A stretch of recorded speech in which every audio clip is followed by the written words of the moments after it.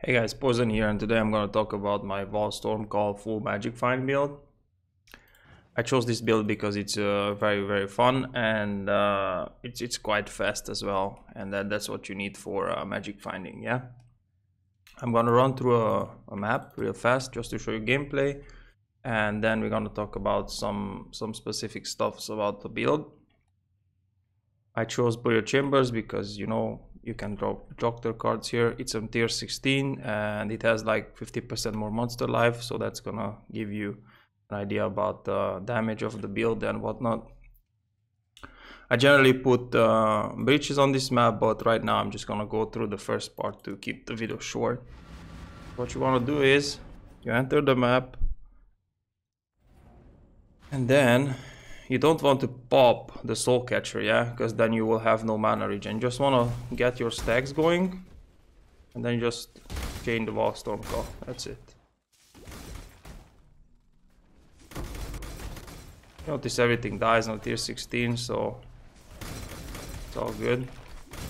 The damage could be higher, but I didn't really want to invest too much into the build, because it was going more than fine. As you can see, easy peasy, easy clears, no biggie. So first thing I want to talk about it is how you get the 6 charges. Well, you need 4 or 5 to be somewhat efficient with it, so you don't necessarily need 6. So if you want to go with a Headhunter, it's okay. But let's talk about it. So you need a flask, a soul catcher flask. What you're looking for is the Vaal skills used during effect have 40% reduced soul gain prevention. Yeah, it goes from 20 to 40. You should aim for 40, like 39, 40. Okay, there is no really too much room here to go lower. That's one. Then because of the flask, we are Pathfinder obviously, so you get all the flask efficiency. Then you put Conqueror's Potency with more flask efficiency. Yeah, these are the 2 major things, plus the flask and the weapon. 40% reduced soul cost of Vaal skill. Yeah, this you craft with Bloodstream Fossil, but we're gonna get there in a second when I talk about the gear. This can be either a staff, that's 40%, or 2 daggers, 20% each. Now this is these are like 5 charges of Vaal Stormcall. If you want to go higher than that, then you take this. You take a belt, which has like increased effects of flask on you. It's not necessary. I just took it for the resistances. Then I had the room to craft it, and then why not have 6 charges? Well, yeah, why not have 6 charges instead of 5? It's just quality of life, yeah. So that's that. In terms of flask, we have a diamond flask, a quicksilver obviously, the soul catcher, the jade flask to get the evasion for the queen of the forest, and then we have divination distillate. A lot of people ask me, like, how do you keep your divination distillate active all the time? As you can see, it's 18 quantity and 60% rarity. It's a really good flask, and it caps my resistances as well. So what you do in a map, you generally always have soul catcher. The only moment when you don't have it active is the very beginning of the map to get yourself the charges, yeah? So what you do is you spend mana, then you pop your soul catcher, and because you cannot generate mana anymore, your distillate is always active, see? It's always active. And you will have this through the map all the time active. And that caps your resistances as well. As you can see, my resistances are nowhere near as capped right now.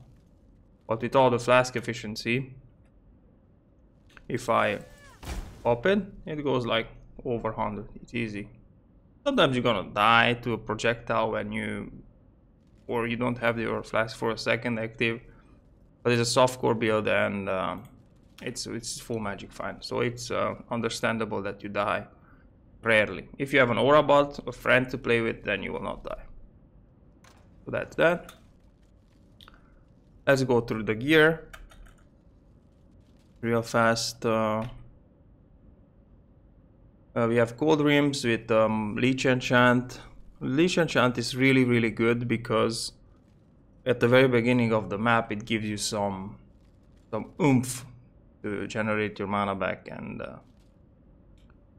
be able to get your charges. As you could see, my belt, life, resistances, reduced flash charges used, and then the craft for the 6th Stormcall charge.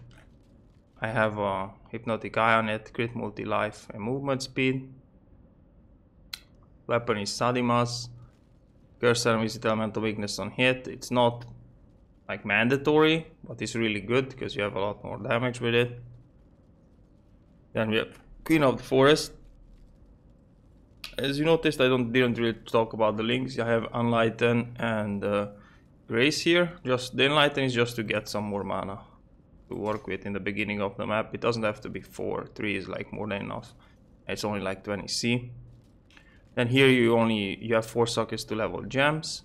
Here you have 2 sockets to level gems. I was just lazy to put them in. Then we have 2 white pariahs.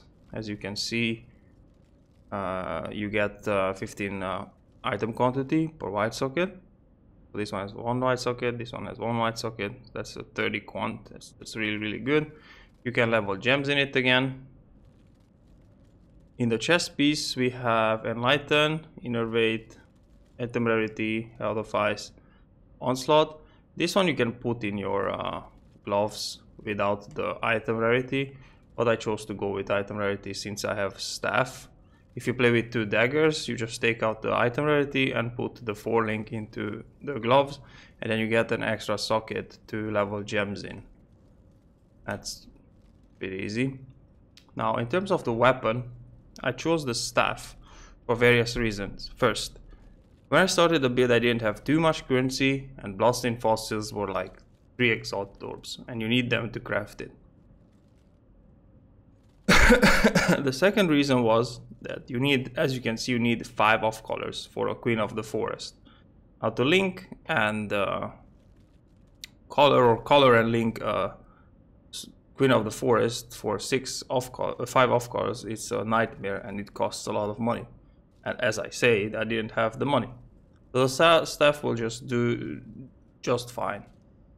And then, as I said, you only need 1 bloodstain to craft it instead of crafting 2 daggers. That will cost you like 2 bloodstains. So instead of like paying 3 exalts, I would have to pay 6 exalts each try. Sorry. So that's why I went with the staff. The staff can roll pretty insane stuff like +1 to jams, double damage, 20% more spell damage. So it's pretty good to go with the staff as well.